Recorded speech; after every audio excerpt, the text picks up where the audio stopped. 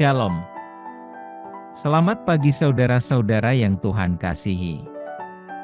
Pada pagi hari ini, kita akan belajar firman Tuhan.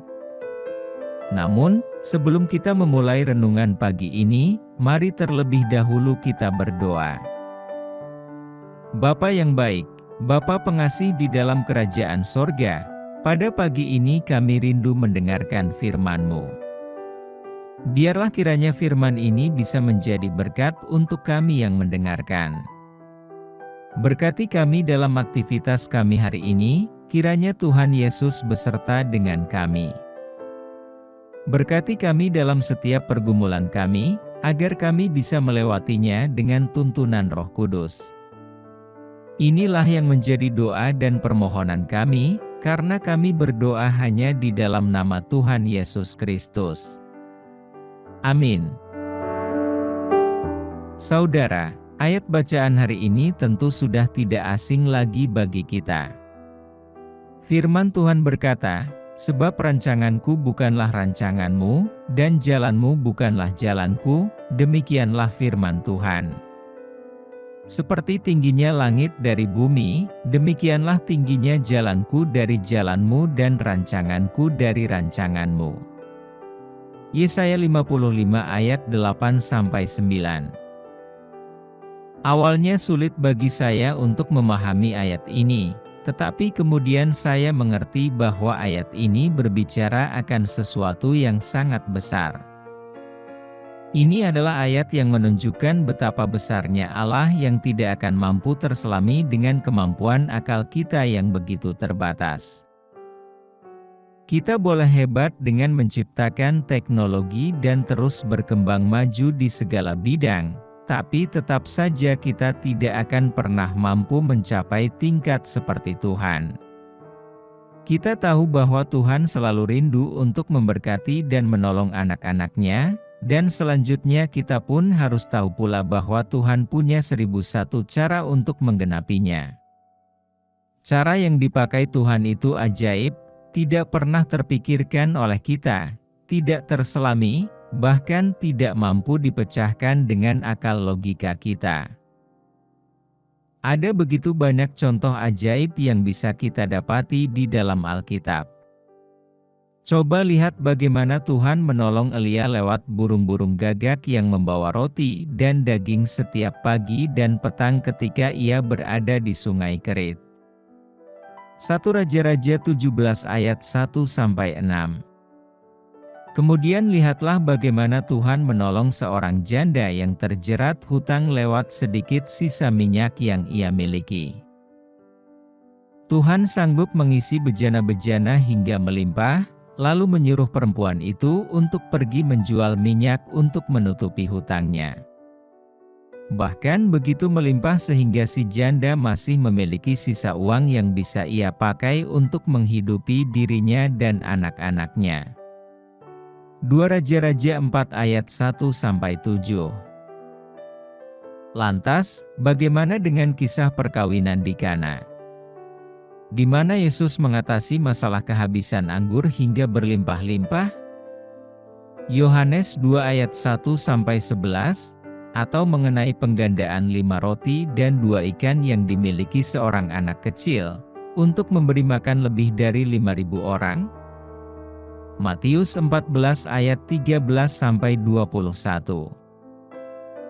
Atau, lihatlah bagaimana Tuhan secara ajaib membelah laut Teberau agar bangsa Israel bisa berjalan di tengah dan selamat dari bala tentara Fir'aun yang kemudian tenggelam di sana. Keluaran 14 ayat 1-31.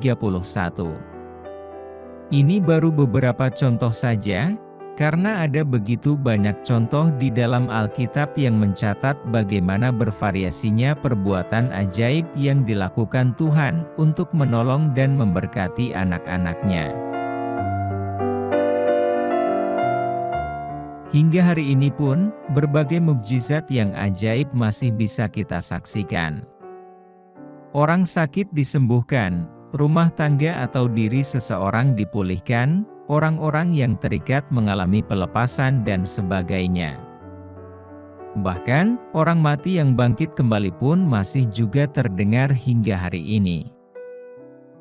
Saya sudah menyaksikan begitu banyak mukjizat Tuhan yang sangat ajaib dengan mata kepala sendiri. Bahkan, sudah pula mengalami sendiri banyak di antaranya. Satu kesimpulan yang saya petik adalah bahwa Tuhan sanggup. Bahkan, lebih dari sanggup menolong anak-anaknya dengan 1001 cara sampai kapanpun. Paulus menuliskan kepada jemaat Roma seperti berikut, "Oh, alangkah dalamnya kekayaan, hikmat dan pengetahuan Allah. Sungguh tak terselidiki keputusan-keputusannya, dan sungguh tak terselami jalan-jalannya." Roma 11 ayat 33. Tidak ada satupun manusia, sepintar apapun, yang akan sanggup mengukur cara-cara yang dipakai Tuhan.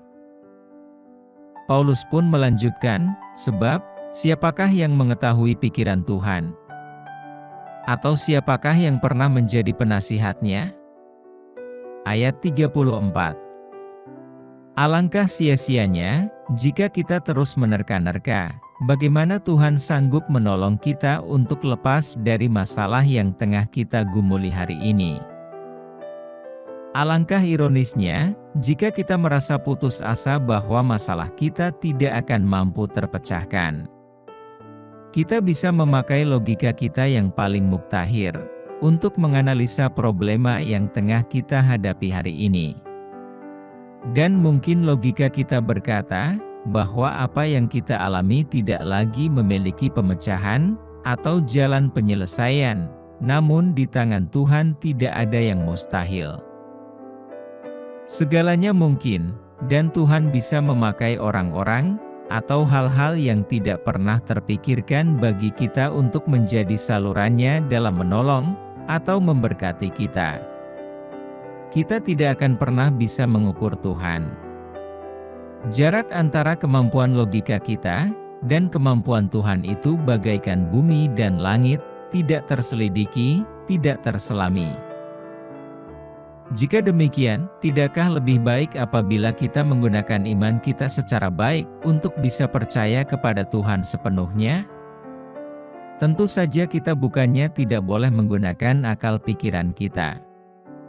Untuk bisa menyelesaikan masalah, caranya tidak bertentangan dengan perintah Tuhan.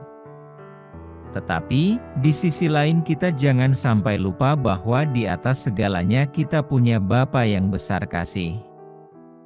Dan selalu siap menolong anak-anaknya lewat begitu banyak cara yang ajaib. Tuhan Yesus sudah berkata, "Karena itu aku berkata kepadamu, apa saja yang kamu minta dan doakan, percayalah bahwa kamu telah menerimanya, maka hal itu akan diberikan kepadamu." Markus 11 ayat 24. Artinya, terkabulnya atau tidaknya doa akan sangat tergantung dari sejauh mana kita bisa percaya kepadanya. Dan untuk bisa percaya jelas dibutuhkan iman.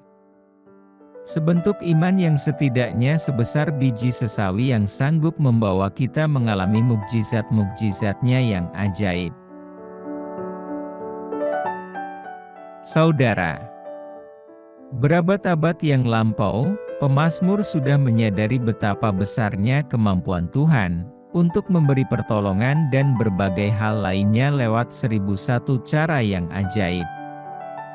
Pemazmur berkata, "Aku hendak mengingat perbuatan-perbuatan Tuhan, ya, aku hendak mengingat keajaiban-keajaiban-Mu dari zaman purbakala. Aku hendak menyebut-nyebut segala pekerjaan-Mu, dan merenungkan perbuatan-perbuatan-Mu."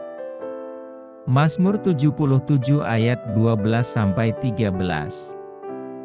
Kabar baiknya, keajaiban Tuhan itu masih berlanjut hingga hari ini, dan akan terus berlangsung sampai kapanpun.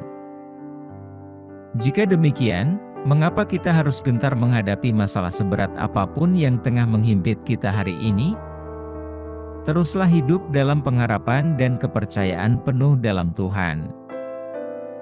Saudara, lakukan bagian kita. Dan pada saatnya nanti Tuhan akan bertindak dengan cara-cara yang ajaib, yang tidak terselami atau tidak terselidiki, tidak terbayangkan dan tidak terpikirkan oleh kita. Tidak ada yang mustahil bagi Tuhan. Amin. Saudaraku, demikianlah renungan firman Tuhan pada pagi hari ini. Semoga menjadi berkat bagi kita semua dimanapun kita berada. Sebelum kita memulai segala aktivitas di pagi hari ini, mari kita berdoa. Bapa kami yang di surga, Bapa yang kami panggil dalam nama Tuhan Yesus Kristus, kami bersyukur Tuhan atas pertolongan-Mu, penyertaan-Mu, dan atas berkat-Mu dalam hidup kami. Kami bersyukur atas kebaikan Tuhan pada hari ini. Tak berkesudahan kasih setia Tuhan, tak habis-habisnya rahmat-Mu, selalu baru tiap pagi. Besar kesetiaan-Mu Tuhan dalam hidup kami. Terima kasih buat firman-Mu pada hari ini. Ya Tuhan, kami mau selalu belajar dan terus belajar tentang firman-Mu. Firman-Mu yang menguatkan dan meneguhkan iman kami. Firman-Mu yang mengubahkan hidup kami. Kami mau berjalan bersama dengan Engkau di sepanjang kehidupan kami, agar kami tidak tersesat di dalam dunia ini. Kami mau melakukan firman-Mu ya Tuhan, di sepanjang hidup kami. Agar kami tetap kuat berjalan bersama dengan Engkau.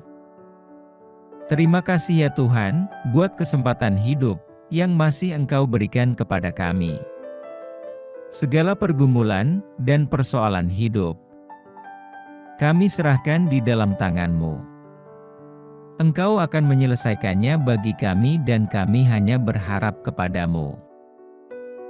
Tuhan, hamba berdoa buat saudara-saudaraku yang sudah mendengarkan renungan hari ini, yang saat ini sedang mengalami sakit penyakit, pergumulan dan masalah kebutuhan ekonomi. Kiranya Engkau jamah, sembuhkan, dan pulihkan berkati perekonomian mereka. Serta berikan jalan keluar di setiap pergumulan masalah yang mereka sedang hadapi. Dan ajarlah kami ya Tuhan, untuk selalu berharap dan percaya sepenuhnya kepada Tuhan saja. Kiranya Engkau terus memberkati kehidupan kami, keluarga kami, sanak saudara kami, bangsa dan negara kami, pemerintah-pemerintah kami. Biarlah semuanya dalam perlindungan-Mu ya Tuhan. Dan jadilah sesuai kehendak-Mu yang terbaik dalam kehidupan kami. Bapa, inilah yang menjadi doa kami, dalam nama Tuhan Yesus kami berdoa. Amin.